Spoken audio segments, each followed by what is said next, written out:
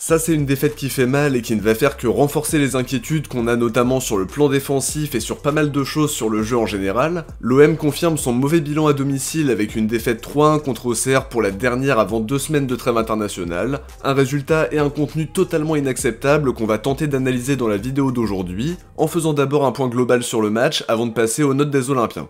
Comme d'habitude, n'hésitez pas à me donner vos tops, vos flops et vos notes, mais aussi plus globalement votre avis sur cette défaite. Est-ce que ça vous inquiète pour la suite, ou est-ce que vous pensez que De Zerbi et son groupe peuvent inverser la tendance dès le retour de la trêve? Dites-moi aussi ce que vous avez pensé de la déclaration inquiétante de De Zerbi qui a évoqué la possibilité d'un départ. Est-ce que selon vous c'est un coup de pression, ou est-ce que c'est une éventualité à prendre au sérieux? J'attends votre ressenti en commentaire. On va commencer avec un point rapide sur la compo avec quelques changements. De Zerbi a décidé d'aligner Balerdi-Brassier en charnière et c'était ce qu'on imaginait après les 2 derniers matchs compliqués de Kondogbia en défense centrale, mais on va voir que le choix n'a pas été beaucoup plus judicieux malheureusement pour nous. Lirola enchaîne un 2e match à droite, même chose pour Merlin sur le côté gauche. Højbjerg et Rabiot sont à nouveau associés au milieu de terrain. Et offensivement, il y a une petite nouveauté avec Jonathan Rowe sur le côté gauche, Luis Enrique dans un rôle plus axial et Mason Greenwood à droite, derrière Maupay qui enchaîne une 2e titularisation en pointe. On passe directement à l'analyse en commençant par la première mi-temps qui a été absolument désastreuse, on sera tous d'accord là-dessus et c'est juste incroyable de se faire humilier comme ça à domicile. 2 semaines après une correction dans un classico totalement raté et ça met encore plus en évidence l'énorme problème défensif de cette équipe.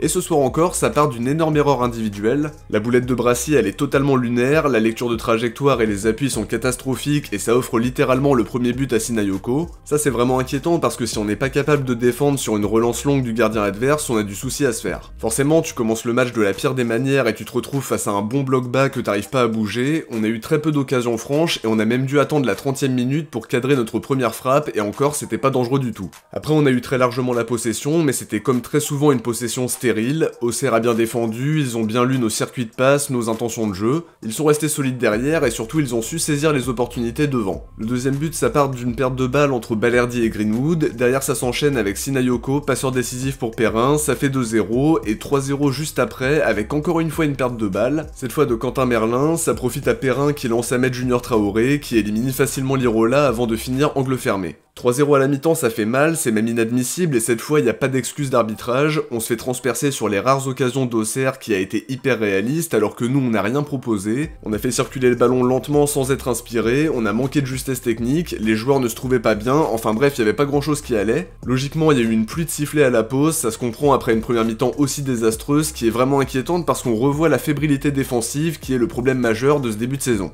La 2e mi-temps commence pas de la meilleure des manières non plus avec le poteau d'Ahmed Junior Traoré et après l'action où il y a 2 Strasbourgeois qui sont seuls dans la surface, mais heureusement il y a un cafouillage donc ça ne donne rien. Ça aurait pas été scandaleux d'être mené 4 ou 5-0 tant ça semblait simple pour Auxerre de se projeter et de se trouver. Par la suite on a senti que c'était un petit peu mieux côté marseillais sans être incroyable non plus, attention, mais on va réduire le score sur penalty avec une main dans la surface, Greenwood le frappe parfaitement pour le 3-1 et ça permet de relancer un petit peu l'espoir mais en vain. Il y a une très grosse occasion pour Wai, la passe en profondeur de Balerdi est vraiment parfaite, sa prise de balle est bonne mais Léon sort super rapidement et gagne son duel. En dehors de ça, on a souvent vu Balerdi tenter de faire la passe qui fait la différence pour trouver les attaquants, mais l'équipe n'a pas réussi à trouver la faille pour autant. Défaite 3-1 et c'est logique et heureusement qu'on obtient le penalty pour sauver l'honneur, mais ça changera rien à cette énorme déception qui confirme que l'équipe n'y arrive pas au Vélodrome, alors que le stade est plein à chaque fois et qu'il y a une ferveur incroyable. Une victoire, 2 nuls et 2 défaites, c'est trop peu pour un public qui mérite beaucoup mieux. On multiplie les frustrations face à des équipes qui sont largement à notre portée, comme Reims, Angers et maintenant Auxerre. Défensivement, c'est absolument catastrophique avec Brassier qui n'a vraiment rien montré depuis le début de la saison, Balerdi qui est méconnaissable depuis qu'il porte le brassard. À côté de ça, il y a des joueurs comme Meite ou Bemba qui sont toujours dans l'effectif mais qui ne sont pas utilisés, et malheureusement Cornelius qui s'est blessé alors qu'il est le plus rassurant des 4-5 joueurs à avoir joué central cette saison. Ça confirme quelque chose qui est très inquiétant, on a de grosses difficultés face à des équipes qui jouent en bloc bas, l'OM n'arrive pas à se montrer dangereux, c'est toujours une possession stérile, et derrière on se fait punir en contre-attaque. On prend quasiment un but à chaque match, hier soir ça a été le cas sur les buts de Perrin et de Traoré où ça part d'une contre-attaque, d'une perte de balle largement évitable, et ça finit en but avec un réalisme incroyable. Maintenant on enchaîne avec un sujet qui est très important à aborder et qui nous a bien occupé l'esprit en après-match, la fameuse déclaration de De Zerbi qui assume la responsabilité de la défaite en considérant qu'il n'arrive pas à inculquer son style de jeu à ses joueurs. Il ajoute que si c'est lui le problème, qu'il est prêt à partir sans prendre la moindre indemnité si ça peut régler le problème. Il en aurait même déjà parlé à Longoria et à Benassia, ça veut pas dire qu'il va partir en claquant la porte maintenant, mais ça reste une déclaration inquiétante. Bien sûr les résultats à domicile sont préoccupants, on a de grosses difficultés sur le plan défensif, on a grillé pas mal de jokers, et c'est encore plus dommage de voir qu'on est plutôt bien classé malgré tous les matchs où il y avait beaucoup mieux à faire. De Zerbi n'a pas tout bien fait, mais on a vu des choses prometteuses par moment, et pour le coup, après une défaite comme celle d'hier soir, ce qu'on attend c'est une réaction sur les prochains matchs, et certainement pas le départ d'un entraîneur sur qui on a misé pour les 3 prochaines saisons. Ce serait le pire scénario possible de tout reprendre de zéro au mois de novembre. Au final, ce serait tout simplement un retour à la situation de la saison dernière, donc c'est juste impensable, et surtout ça ne se justifierait pas sportivement. On savait que ça prendrait du temps d'installer son jeu, quasi tout l'effectif a été modifié, et forcément l'apprentissage d'une équipe, ça passe par des périodes compliquées. Maintenant, le plus important, c'est de rebondir et de ne pas jeter l'éponge.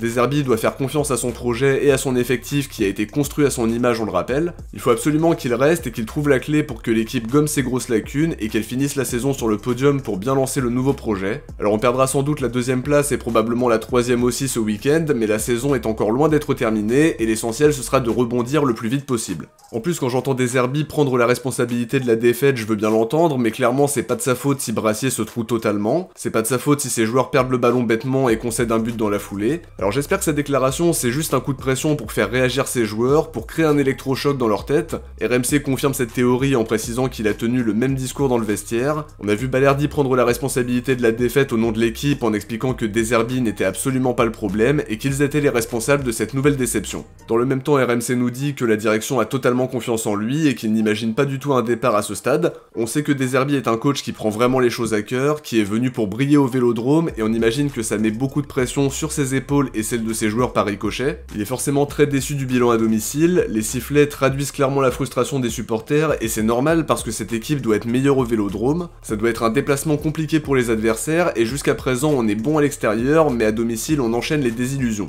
Il faut que tout le monde se remobilise, que tout le monde se remette en question à son échelle et qu'on reparte sur de bonnes bases pour aborder ce match à Lens qui sera difficile. En tout cas je veux pas entendre parler de départ du coach, je trouve ça totalement anormal que ce sujet arrive déjà sur la table, on veut qu'il réussisse, on a confiance en son projet et on n'a pas envie de se retrouver dans une période d'instabilité. Là ce qu'on veut c'est de la continuité avec De Zerbi, progresser semaine après semaine et monter d'un cran saison après saison. En tout cas pour conclure, les joueurs c'est bien qu'ils assument, c'est bien de les entendre dire qu'ils n'ont pas été dignes du maillot de l'OM, mais on a entendu ça des milliers de fois sur les dernières saisons. La meilleure réponse ça doit être apporté sur le terrain, mais faudra attendre 2 semaines avec la trêve internationale et ça ajoute encore un peu plus de frustration. On profite aussi de ce débrief pour évoquer le projectile reçu par Ambro Godillon à qui on envoie notre soutien. C'est un acte isolé bien sûr, mais ça vient entacher encore un peu plus cette soirée qui est déjà honteuse par le contenu et par le résultat. C'est totalement inadmissible comme ont pu l'être les jets de projectiles sur Payet il y a quelques années.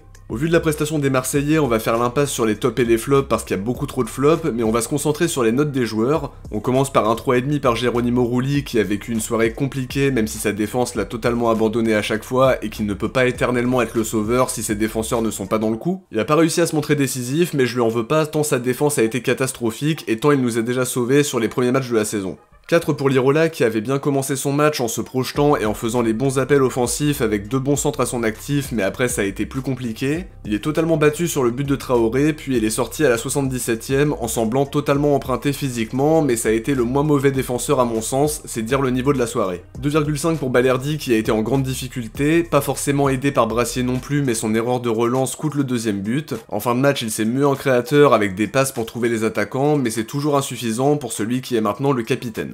0,5 pour Brassier qui a été tout simplement catastrophique avec une énorme erreur qui nous a mis la tête sous l'eau. J'ai l'impression qu'il est tout le temps dépassé et c'est vraiment problématique parce qu'il n'a pas encore de match référence à l'OM en dehors peut-être d'une bonne prestation à Lyon dans un contexte compliqué. 2 pour Merlin qui a été en grande difficulté défensivement, c'est sa perte de balle qui offre l'action du 3ème but à Auxerre, il a très souvent été dépassé sur son côté et il a logiquement été remplacé à la pause même si j'imagine que l'idée c'était aussi de gérer son temps de jeu pour éviter une rechute. 3,5 pour Rabiot à qui je n'ai pas grand chose à reprocher mais que j'ai trouvé très neutre hier soir, trop neutre même, pas vraiment de prise de risque, il a pas réussi à apporter le danger et à bonifier des ballons dans l'entrejeu. On attend plus d'un joueur de son niveau et j'espère que son retour en bleu va lui redonner confiance. 4 pour Højbjerg qui a perdu plus de ballons qu'habituellement, il a vécu une soirée plus compliquée mais c'est à l'image de l'équipe. Offensivement je donne un 4 à Greenwood qui a été assez imprécis hier soir, beaucoup de duels perdus, ça a été compliqué pour lui en étant bien cerné par les défenseurs d'Auxerre. Son penalty parfaitement frappé lui permet au moins d'ajouter un but à ses stats, ça rehausse un petit peu sa note. 1,5 pour Luis Enrique qui a été très neutre dans un rôle plus axial au milieu de terrain, il a pris trop peu de risques, il a quasiment pas fait de différence donc c'est vraiment insuffisant.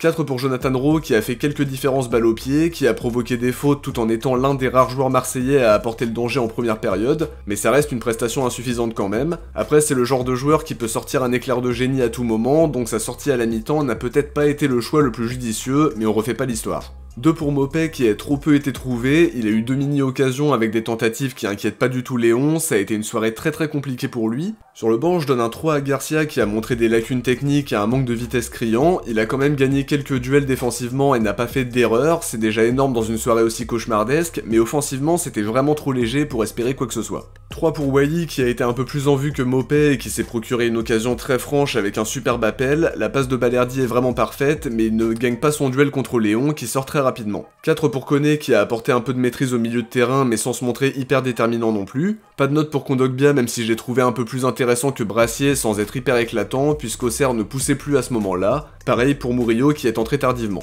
Avant de se quitter, on va découvrir qui vous avez élu comme Marseillais du match Nantes-OM. C'est Mason Greenwood qui termine en tête avec 73%, Maupay juste derrière avec 10% des votes et Rowe qui ferme le podium avec 9%. Le sondage pour OM-Auxerre est disponible dans l'onglet communauté, n'hésitez pas à voter pour le flop olympien du match, c'est la petite variante pour le débrief d'aujourd'hui et on découvrira le podium dans le prochain débrief comme d'habitude. De mon côté, j'arrive à la fin du débrief, j'espère que ça vous a plu et si c'est le cas, n'oubliez pas de laisser un like pour soutenir la chaîne et pour aider la vidéo à être mieux référencée. Je vous invite aussi à vous abonner en activant la cloche pour ne rien louper des prochaines vidéos. Si vous avez regardé l'analyse jusqu'au bout, écrivez Dezerbi dans les commentaires. Je vous dis à très vite pour une prochaine vidéo. Ciao, portez-vous bien et surtout allez l'OM.